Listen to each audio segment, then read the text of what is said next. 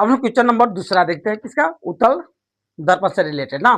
Question क्या कर रहा है कि एक वस्तु 10 सेंटीमीटर फोकस दूरी के एक उत्तल दर्पण के सामने 5 सेंटीमीटर दूरी पर रखी जाती है, प्रतिबिंब की स्थिति और आवर्धन की गणना कीजिए, उसकी प्रकृति क्या कीजिए बतलाइए। बात समझते हैं हम लोग बाबू। अब मान लो हमारा क्या है, उत्तल दर्पण है, देखो इस टाइप का है, ये हमारा क्या है M1 है, ये हमारा क्या है बाबू M2 है, ये वाला हमारा क्या है प्रिंसिपल एक्सिस है, ये हमारा क्या है पोल है, ये क्या सेंटर कर्वेचर पोल और सेंटर कर्वेचर के मिड पॉइंट को क्या बोलते हैं बाबू फोकस पॉइंट बोलते हैं, कोई दिक्कत नहीं है। ऑब्जेक्ट को कहाँ करें, हाँ एक वस्तु 10 ने फोकस दूरी, इसका फोकल लेंथ कितना है बाबू, कितना है 10 सेंटीमीटर है। कौन दर्पण है, उत्तल दर्पण। कौन दर्पण है बाबू, उत्तल दर्पण है, उत्तल दर्पण, ये देखो है ना उत्तल दर्पण। तो सॉल्व करेंगे, जो हमारा एफ है फोकल लेंथ दिया है, वो फोकल लेंथ किधर है बाबू, पोल के दाईं ओर है, तो पोल के दाईं ओर मापी गई दूरी हमेशा क्या होती है बाबू, क्या होती है पॉजिटिव होती है। हमारा कितना हो गया 10 सेंटीमीटर हो गया।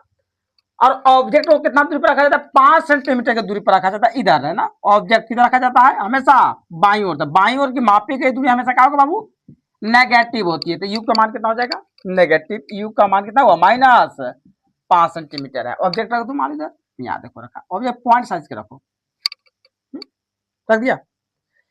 जब मैंने पॉइंट साइज का ऑब्जेक्ट रखा, इसमें तो मान लो हाइट नहीं दिया है, दिया है नहीं दिया है, तो एक मार दो इसी पर पोल पर, तो पोल पर इसे मारते हैं तो बेचारा ऐसे जाके ऐसे इधर तो रिटर्न हो जाएगा, आगे जाती हुई पर लगेगा, यहाँ देखो इसे चला गया ना, चला गया। एक मारते हैं हम इधर, इसे मार दो, ए बेचारा इसे मारे, बेचारा इधर गया। आके इसका हम नॉर्मल खींचे, क्या खींचे बाबू नॉर्मल। तो नॉर्मल हमेशा कहां से एरिया जाता है, सेंटर ऑफ कर्वेचर से। नॉर्मल लेंगे सेंटर ऑफ कर्वेचर से, देखो नॉर्मल है, दैट इज नॉर्मल, क्या है बाबू नॉर्मल है। अब देखो जितना ही बेचारा एंगल से, इसको इंसिडेंट रे बोलते हैं, इसको क्या बोलते हैं बाबू इंसिडेंट रे बोलते हैं, बोलते हैं ना। अब बेचारा यहाँ ले रिफ्लेक्ट होके बेचारा जितना एंगल से इतना गया, इतनी एंगल से इधर जाएगा, जाएगा इतनी एंगल से जाएगा। मतलब कहते हैं हम लोग क्या कि आपतन कोण और परावर्तन कोण हमेशा क्या होते हैं बराबर होते हैं। तो ये एंगल हमारा आई हुआ और उतनी एंगल क्या होगा आर। ये मान लो 30 डिग्री, तो कितना डिग्री पर जाएगा 30 डिग्री पर जाएगा। 30 डिग्री पर जब बेचारा क्या होगा रिफ्लेक्ट होके इधर चला गया। आगे जाती हुई प्रतीत कहाँ से लगेगा बाबू, इधर से कहीं रे अप्लाई कर रहा है, ये देखो ऐसे, ऐसे। तो एक लाइन दूसरे लाइन को कहाँ काटा, यहाँ देखो काटा, कहाँ काटा यहाँ पे काटा ना। यह हमारा क्या हो गया बाबू, ये हो गया ऑब्जेक्ट। यहाँ देखो ये वाला हमारा क्या हो गया इमेज हो गया, क्या हो गया बाबू इमेज हो गया। तो हम लोग तो पढ़ते हैं कि उत्तल दर्पण हमेशा कैसा इमेज बनाता है, आभासी एवं सीधा बनाता है। चलो देखते हैं। तो एफ हमारा 10 सेंटीमीटर, यू हमारा कितना है 5 सेंटीमीटर, प्रतिबिंब की स्थिति बताना है। तो हमें भी निकालना है, भी इक्वल टू में क्या जाएगा वाट। तो दर्पण सूत्र लगाएंगे, दर्पण सूत्र से। तो दर्पण का फॉर्मूला क्या था 1/f इक्वल टू में 1/v प्लस में 1/, कितना हो जाएगा u 1/f, f कितना दिया है 10, 1/v, v निकालना है प्लस में 1/u कितना दिया है माइनस में 5 आ जाएगा।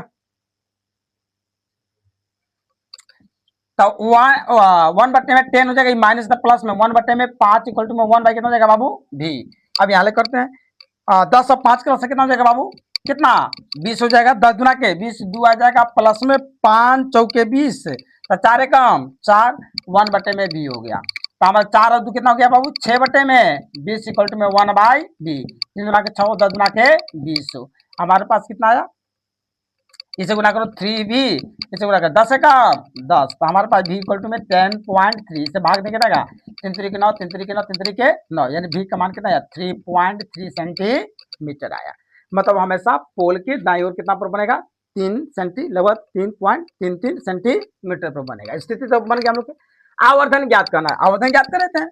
तो मैग्निफिकेशन का फॉर्मूला क्या होता है -v/u, माइनस भी का कितना में वैल्यू है यहाँ ले रख लो 10/में 3, यू का मान कितना दिया -5 सेंटीमीटर, यू का सेंटीमीटर, माइनस माइनस प्लस यहाँ कर लेते हैं।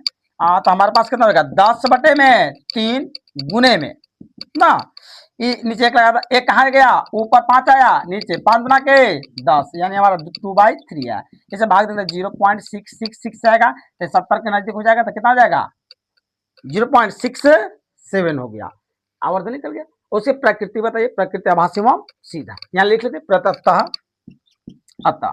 क्या लिखेंगे, प्रतिबिंब, प्रतिबिंब की स्थिति बताना है बाबू, तब प्रतिबिंब की स्थिति क्या लिखेंगे, दर्पण, दर्पण के किधर बाबू, दाईं ओर कितना दूर बनेगा, 3.33 सेंटीमीटर पर।